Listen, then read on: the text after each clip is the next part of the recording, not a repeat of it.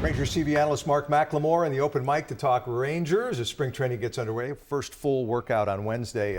First, Mac, I wanted to ask you about Tony Beasley, coming off the story here where he's battling cancer right now, and I know he's just a tremendously popular guy at that ballpark. Yeah, he really is. I mean, a super guy. This will be his second year with the Rangers. Just one of the best. He knows the game extremely well, but beyond what he does on the field, he is just a really nice guy. And, you know, what we always say, in the baseball world, he's a solid guy, just on and off the field. Yeah, we do wish him the best. Absolutely. As he continues that battle. He obviously has a great attitude from what we just heard. You spent 19 years in the big leagues. Give us some indication of what it's like for a player this time of the year as you're cranking it up again for another long season. I think, it varies. When you're younger, you're eager to get there. You want to get there. You want to see all the guys again. The camaraderie is always been, is always great. So you want to smell that freshly cut grass, and you know it's time to play baseball. But those first few days, as you get older, those first few days are pretty painful. You get all the aches and pains out, and then then it's down to business. But it's a lot of fun. Bannister's been around it for so long. Do you think he understands how different players have to be treated differently, especially this time of the year? Because he seems so gung-ho just personally, but he can pull it back when he has to a little bit. Yeah, he does. He understands, the older guys, say Kobe Lewis, and Kobe knows his own schedule. Kobe knows what he needs to do in order to be ready by opening day. But I think a manager has to step in with some of the guys, maybe some of those middle veterans, and really take care of them and watch, make sure that their workload isn't too heavy early on, and then just let them gradually get ready for opening day. Yeah, there's concern about whether or if Josh Hamilton will be ready. He reported early, and his left knee is still giving him trouble.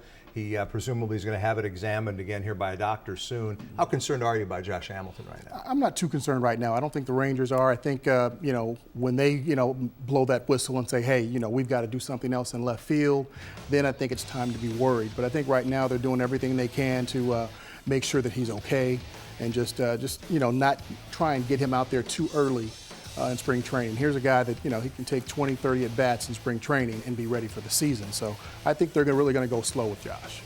Is he the most fascinating player that you've observed in your role as a Ranger analyst? I mean, the guy has had some horrible stretches and some of the most amazing stretches in the history of this franchise. Yeah, he really has. And I would probably have to say that he is. He's one of those guys that can carry a team. He can carry a team to a championship, and you want that guy in the lineup each and every day, or as much as possible, with the way his knee is right now. So you want to get him out there as much as you can, but keep him healthy so he doesn't miss those long stretches. Questions in the Ranger rotation coming in. Darvish will miss probably the first couple of months of the season. Colby, as you said, coming off surgery. Derek Collins says that he choked last year in the playoffs, and I tend to never use that word when it comes to describing what an athlete has done. I think it's an unfair description, but he said it about himself, and if he choked, that he's certainly not the only one. With that said, how pivotal of a year is it for Derek Collins? I think this is a big year for Derek. This is a year where he can take a huge step forward and become that frontline guy that a team wants, a number one guy in a rotation. Now the Rangers, they could have 3 number one guys. You've got Yu Darvish coming back in May, hopefully, and you've got Cole Hamels, who's a number one guy. Derek Collins can step up and be a number one guy, and he can definitely make a big difference with this Rangers ball club. What has held him back in his career to the extent that he has been held back? I think he was set to do that last year, but I think that, getting hurt and missing pretty much the entire year, I think that really set him back. I think that that does something to a player mentally. But I think now he's over that, he's past that, and I think he'll be ready to go. Isn't it funny?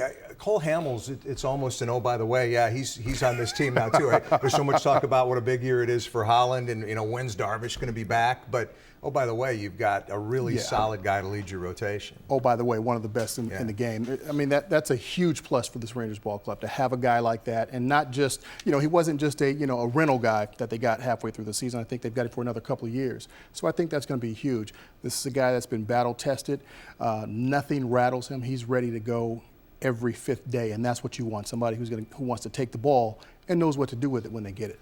This Ranger team rallied to win the division last year. Houston struggled down the stretch. Some people consider this young Astros team to be a slight favorite to win the division this year. Others favor the Rangers to repeat. It's so hard at this time of the year, obviously, to look ahead at a long season and project what will happen with injuries and and different types of streaks. But in your gut right now, how do you feel about this Ranger team in terms of repeating as a division champion? I think they can do it. I think they have all the tools to get it done. And like you said, you don't know what's going to happen on the injury side of it. You look at that young Houston Astros ball club. They had some injuries, a key injury to Springer, one of their big guys. And he's a young guy. So it can happen whether you're a young guy or an old guy. So you just have to go out there and play the 162 games. But I think the Rangers have a slight edge because they've done it. You saw what they were able to do last year, come from behind, catch them, pass them, and then hold on. So I think they'll be able to do that this year as well. Now you're excited about the Ranger season. You're also excited about the Maverick season, the UTA Maverick season, correct? I am, absolutely. Your son's a senior on that team. He's a senior, he's playing well, got 3 hits tonight in tonight's ball game. So I'm excited. So yeah, it's going to be a lot of fun. We'll have fun with that, and we'll look forward to seeing and hearing you before and after pretty much every Ranger telecast this year. I'll be there. Mark McLemore, our guest.